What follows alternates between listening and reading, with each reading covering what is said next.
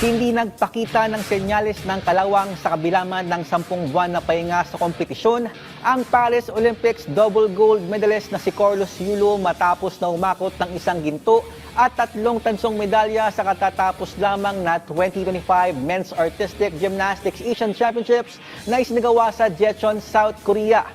Nakuha ni Kaloy ang kanyang buena manong medalya noong Biyernes kung saan nakasungkit siya ng bronze sa individual all-around event matapos na makapagtala ng kabuuang score na 83.633. Nakapasok din si Kaloy sa 5 aparatos finals nito lamang weekend kung saan naman nakapagbulsa siya ng gold medal para sa kanyang pet event na floor exercise, bronze medal para sa vault at bronze medal din para sa parallel bars. Samantala, panalo rin ang kanyang nakababatang kapatid na si Carl Eldo Yulo para sa juniors division na nakakupo ng silver medal sa vault finals.